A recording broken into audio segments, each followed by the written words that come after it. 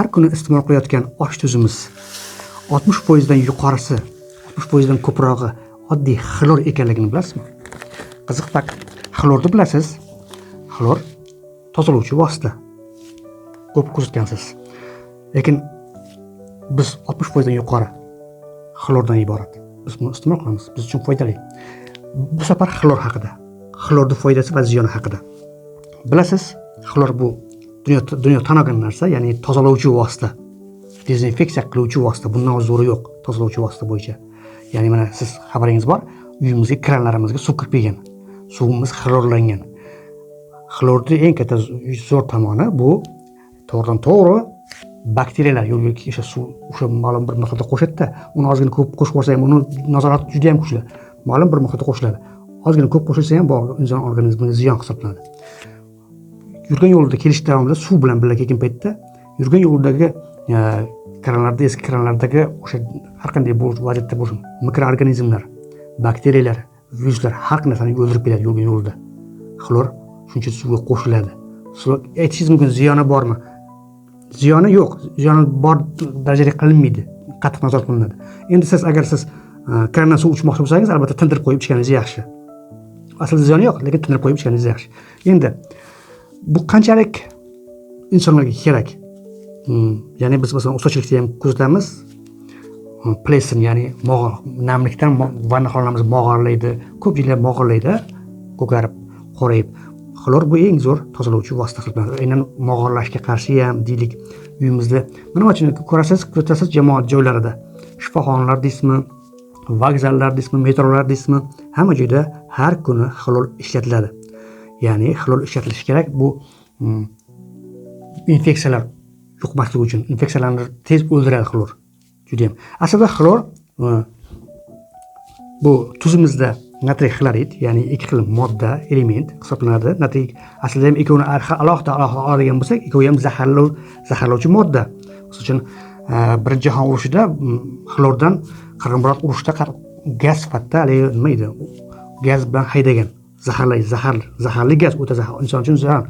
Ozgina natriy ham bu ham juda ham zaharli gaz hisoblanadi. Lekin ikkovi reaksiyaga kirishib, ikkovini qo'shib reaksiyaga kirishib, biz uchun foydali elementga aylangan.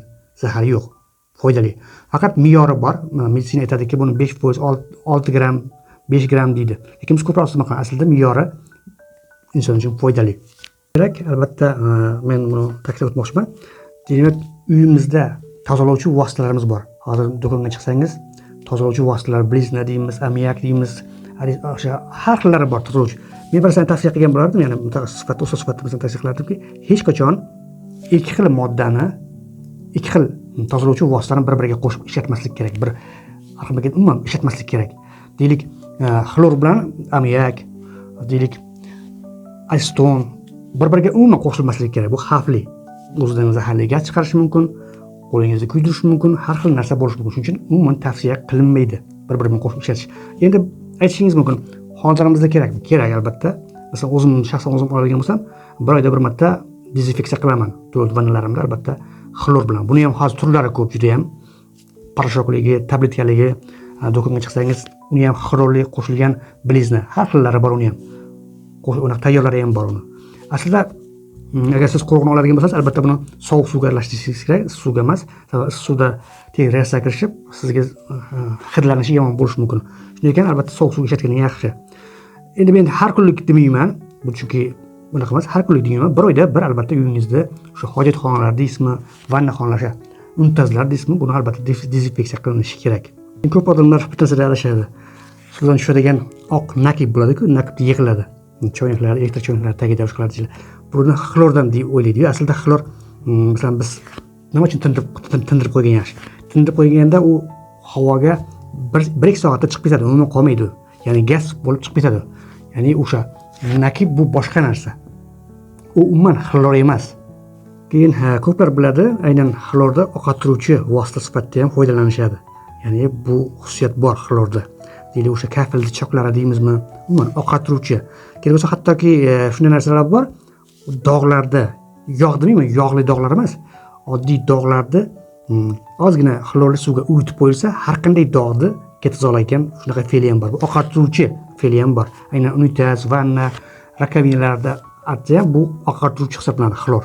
Bu shu xususiyatlari ham bor. Agar savollar tug'ilgan bo'lsa, albatta kommentariyaga yozing. Bu video ham ozgina bo'lsa ham manfaatli bo'lgan bo'lsa, albatta like va podpiska bosing. O'zingizni ehtiyot qiling, yaqinlarda asrang. Rahmat.